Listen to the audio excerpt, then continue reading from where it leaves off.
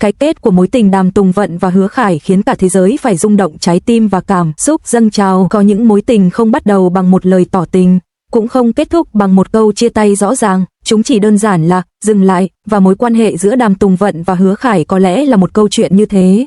Khi mọi thứ bắt đầu từ những điều rất bình thường, họ gặp nhau trên phim trường, không phải lần đầu tiên cả hai hợp tác với bạn diễn, không phải lần đầu tiên họ phải đóng những cảnh tình cảm, nhưng lần này, mọi thứ dường như khác hơn một chút. Một sự ăn ý khó giải thích trong những ngày quay phim, cả hai nhanh chóng trở nên quen thuộc.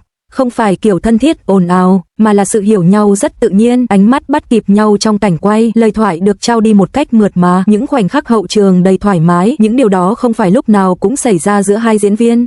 Khi ranh giới giữa vai diễn và cảm xúc trở nên mờ đi, làm diễn viên, điều khó nhất không phải là thể hiện cảm xúc, mà là giữ cảm xúc ở đúng chỗ, không mang nó ra ngoài đời thực, nhưng đôi khi, ranh giới ấy lại trở nên rất mong manh, những dấu hiệu khiến fan bắt đầu chú ý, khán giả bắt đầu nhận ra, họ nhìn nhau lâu hơn bình thường, những nụ cười có vẻ thật hơn, những khoảnh khắc hậu trường không giống diễn, những chi tiết nhỏ nhưng đủ để tạo nên những suy đoán. Một mối quan hệ không cần xác nhận, không có lời công khai, không có hình ảnh chính thức, không có phát ngôn rõ ràng, nhưng đôi khi, một mối quan hệ không cần được xác nhận, vẫn có thể được cảm nhận. Vì sao những mối quan hệ như vậy lại thu hút? Bởi vì chúng để lại khoảng trống cho trí tưởng tượng, khán giả không biết chính xác điều gì đang xảy ra, và chính sự không rõ ràng ấy khiến họ muốn tin. Khi mọi thứ dần thay đổi, nhưng không phải câu chuyện nào cũng đi theo hướng mà người ta mong đợi. Theo thời gian, những khoảnh khắc xuất hiện cùng nhau bắt đầu ít đi, những tương tác cũng trở nên thưa dần, không có sự kiện cụ thể, không có biến cố rõ ràng, chỉ là một sự thay đổi rất nhẹ, sự im lặng dấu hiệu của một kết thúc. Không phải mọi mối quan hệ đều kết thúc bằng một cuộc cãi vã,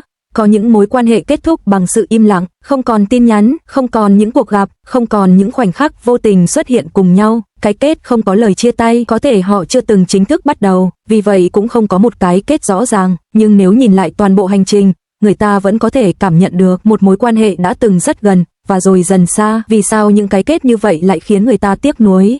Bởi vì không có câu trả lời, không có lý do rõ ràng, không có ai đúng, ai sai, chỉ có những giả thuyết, và rất nhiều nếu như. Một cảm giác rất quen thuộc. Câu chuyện của họ khiến nhiều người liên tưởng đến những mối quan hệ ngoài đời thực, nơi mà không ai nói lời kết thúc, nhưng cả hai đều hiểu rằng mọi thứ đã khác. Đó là kiểu kết thúc không ồn ào, nhưng lại để lại dư âm rất lâu. Có thể câu chuyện giữa Đàm Tùng Vận và Hứa Khải không phải là một mối tình chính thức, nhưng nó vẫn đủ để khiến nhiều người nhớ, bởi vì đôi khi, những điều không trọn vẹn lại là những điều khó quên nhất. Sau phần mở đầu đầy mơ hồ, điều khiến câu chuyện giữa Đàm Tùng Vận và Hứa Khải trở nên đặc biệt không nằm ở lời nói, mà nằm ở những chi tiết rất nhỏ, những điều không ai cố tình thể hiện, nhưng lại không thể giấu. Khi ánh mắt nói nhiều hơn lời thoại trong các cảnh quay, ánh mắt của họ thường chạm nhau lâu hơn một nhịp. Không đủ dài để khẳng định điều gì, nhưng cũng không đủ ngắn để xem như bình thường. Đó là kiểu ánh nhìn mà người ngoài rất khó giải thích, không hoàn toàn là diễn, nhưng cũng không thể chắc chắn là thật. Chính khoảng lưng chừng ấy khiến người xem bắt đầu để ý. Hậu trường nơi cảm xúc dễ lộ ra nhất. Nếu trên phim trường, mọi thứ đều có kịch bản, thì hậu trường lại là nơi khó kiểm soát nhất.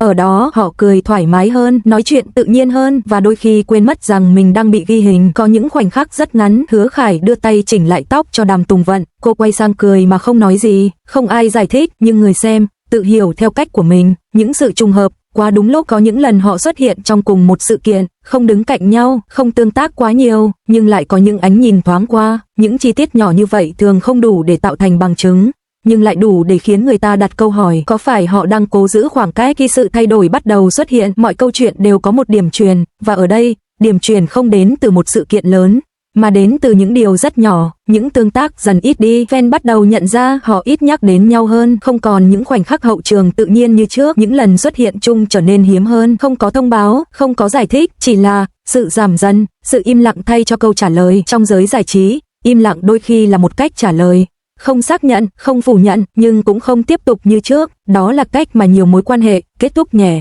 một giả thuyết, điều gì đã khiến họ dần xa nhau. Không ai biết chắc điều gì đã xảy ra, nhưng có thể nhìn từ nhiều góc độ. Áp lực từ công việc, cả hai đều là diễn viên bận rộn, lịch trình dày đặc, những dự án nối tiếp nhau. Trong hoàn cảnh đó, việc duy trì một mối quan hệ dù là tình bạn hay hơn thế cũng không dễ. Áp lực từ công chúng, khi một mối quan hệ bị chú ý quá mức, nó sẽ chịu một áp lực vô hình. Mỗi ánh nhìn, mỗi hành động đều có thể bị phân tích, và đôi khi, chính sự chú ý quá nhiều lại khiến người trong cuộc chọn cách lùi lại. Sự khác biệt trong thời điểm có những mối quan hệ không sai, chỉ là không đúng thời điểm, một người có thể sẵn sàng, người còn lại thì chưa, và thế là họ bỏ lỡ nhau. Phản ứng của fan, từ hy vọng đến tiếc nuối khi nhận ra sự thay đổi, fan bắt đầu phản ứng, không phải ngay lập tức, mà dần dần, giai đoạn đầu, phủ nhận chắc chỉ là bận thôi, họ vẫn ổn mà. Đây là phản ứng rất quen thuộc, khi người ta chưa sẵn sàng chấp nhận một điều gì đó kết thúc.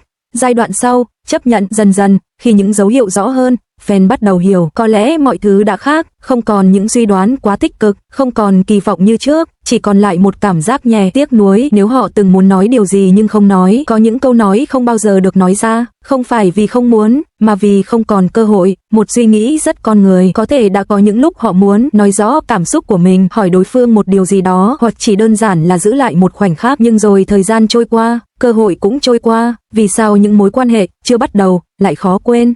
Bởi vì chúng không có một kết thúc rõ ràng, không có điểm dừng, không có lời giải thích, chỉ có những điều chưa kịp xảy ra. Sự dang dở tạo nên ký ức, những gì trọn vẹn thường dễ khép lại, nhưng những gì dang dở lại ở lại lâu hơn, bởi vì trong đó luôn tồn tại một câu hỏi. Nếu như câu chuyện giữa Đàm Tùng Vận và Hứa Khải có thể không có một cái kết chính thức, nhưng chính sự không hoàn chỉnh ấy lại khiến nó trở nên đáng nhớ. Có những cuộc gặp không cần phải xảy ra thật, chỉ cần tưởng tượng thôi, cũng đủ khiến người ta thấy nghẹn. Nếu một ngày nào đó, sau nhiều năm, Đàm Tùng Vận và Hứa Khải vô tình gặp lại nhau, thì khoảnh khắc đó sẽ như thế nào? Một cuộc gặp không báo trước, không phải trên phim trường, không phải trong một sự kiện lớn, chỉ là một nơi rất bình thường, một buổi tiệc nhỏ, một hành lang hậu trường, hoặc một lần tình cờ trong công việc, không có sự chuẩn bị, không có thời gian để suy nghĩ trước, chỉ là nhìn thấy nhau, ánh mắt đầu tiên, khoảnh khắc ánh mắt chạm nhau luôn là khoảnh khắc thật nhất. Không thể diễn, không thể giấu, có thể sẽ là một cái gật đầu nhẹ, một nụ cười lịch sự, nhưng phía sau đó, có thể là rất nhiều cảm xúc bất ngờ, ngại ngùng và một chút gì đó rất quen. Khi hai người đã khác sau nhiều năm, con người sẽ thay đổi, không chỉ ngoại hình mà là cách suy nghĩ, cách nhìn nhận mọi thứ. Có thể họ sẽ bình tĩnh hơn, ít cảm xúc bộc lộ ra ngoài hơn, nhưng điều đó không có nghĩa là họ đã quên. Góc nhìn của Đàm Tùng Vận, khi ký ức trở nên nhẹ hơn, nếu nhìn từ phía Đàm Tùng Vận, cuộc gặp lại có thể mang một cảm giác rất đặc biệt. Một sự bình tĩnh được xây dựng theo thời gian, cô có thể mỉm cười, chào hỏi, trò chuyện vài câu rất bình thường, dạo này anh thế nào, công việc ổn không? Những câu hỏi đơn giản, không đi sâu, không chạm vào quá khứ, nhưng ký ức vẫn ở đó, dù không nói ra, ký ức vẫn tồn tại, không còn sắc nét như trước, không còn làm cô bối rối, nhưng vẫn đủ để khiến cô nhớ rằng đã từng có một khoảng thời gian rất đặc biệt. Góc nhìn của Hứa Khải, khi sự im lặng mang nhiều ý nghĩa, còn với Hứa Khải, có thể cảm xúc sẽ khác một chút. Một sự do dự rất nhẹ, anh có thể không nói nhiều, không phải vì không muốn, mà vì không biết nên bắt đầu từ đâu. Có những câu chuyện, khi đã trôi qua, rất khó để nhắc lại. Khi người ta chọn cách giữ lại thay vì hỏi về quá khứ, anh có thể chỉ hỏi về hiện tại. Giữ cuộc trò chuyện ở mức an toàn, không phải vì lạnh lùng, mà vì tôn trọng. Vì sao những cuộc gặp lại như vậy luôn khiến người ta suy nghĩ? Bởi vì chúng cho thấy một điều rất rõ, thời gian đã trôi qua, nhưng cảm xúc không biến mất hoàn toàn. Sự khác biệt giữa quên và không còn đau. Nhiều người nghĩ rằng khi một mối quan hệ kết thúc, điều tốt nhất là quên đi. Nhưng thực tế không phải vậy, con người không thực sự quên, chỉ là họ học cách không nghĩ về nó mỗi ngày, không để nó ảnh hưởng đến hiện tại và không để nó làm mình đau nữa. Một đoạn kết mang màu sắc điện ảnh, hãy tưởng tượng cuộc trò chuyện kết thúc, họ gật đầu chào nhau, rồi bước về hai hướng khác nhau, không quay lại, không níu kéo, nhưng có một khoảnh khắc rất nhỏ khi đi được vài bước, có thể một người sẽ dừng lại trong một giây. Không quay đầu, chỉ là chậm lại một chút, rồi tiếp tục bước đi. Vì sao những câu chuyện như vậy lại ở lại lâu trong lòng?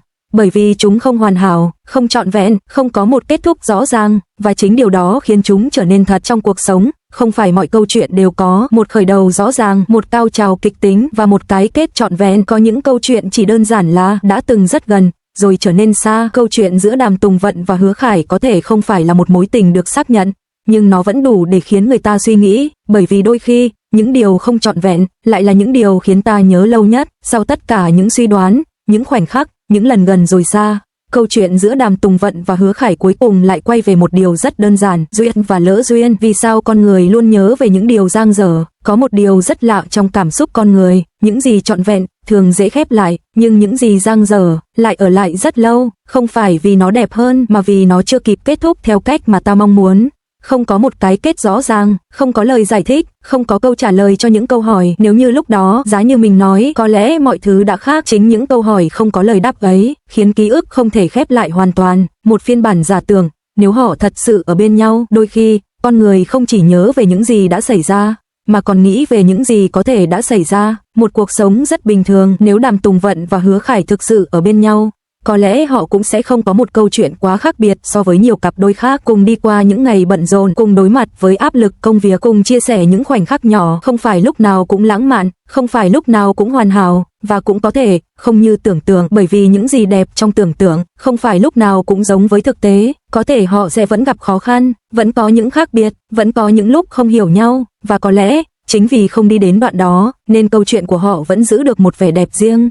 Duyên không chỉ là gặp nhau, mà là ở lại. Nhiều người nghĩ rằng chỉ cần gặp đúng người là đủ, nhưng thực tế, duyên không chỉ là gặp, mà là có thể ở lại bên nhau hay không. Khi mọi thứ không đủ để giữ lại, có thể họ đã từng có sự ăn ý, sự rung động và những khoảnh khắc rất thật, nhưng đôi khi, điều đó vẫn chưa đủ, bởi vì để đi cùng nhau lâu dài, cần nhiều hơn thế. Thời điểm, sự lựa chọn và cả những điều không thể nhìn thấy. Lỡ duyên không phải là thất bại. Nhiều người nghĩ rằng lỡ duyên là một điều đáng tiếc, nhưng đôi khi, nó chỉ đơn giản là hai người không thuộc về cùng một hành trình. Một cách nhìn nhẹ nhàng hơn, không phải ai đến với nhau cũng để ở lại. Có những người đến để dạy ta một điều gì đó, mang lại một khoảng thời gian đẹp rồi rời đi, và điều đó không có nghĩa là sai. Một đoạn kết mang màu sắc yên bình. Hãy tưởng tượng một ngày nào đó, rất lâu sau này, không còn là hiện tại, không còn những suy đoán của công chúng, hai con người, hai cuộc sống riêng. Đàm Tùng Vận có cuộc sống của mình, Hứa Khải cũng vậy, họ có thể đã đi trên những con đường hoàn toàn khác, gặp những người khác, trải qua những câu chuyện khác, nhưng nếu vô tình nhớ lại, có thể trong một khoảnh khắc rất bình thường, khi nghe một bài hát, khi xem lại một bộ phim cũ, hoặc khi nhìn thấy một hình ảnh quen thuộc, họ sẽ nhớ lại, không phải với sự tiếc nuối, mà với một cảm xúc nhẹ hơn, một nụ cười rất nhẹ, không ai biết, không ai thấy, chỉ là một nụ cười rất nhẹ, dành cho một ký ức đã từng tồn tại. Thông điệp cuối, không phải mọi câu chuyện đều cần một cái kết rõ ràng,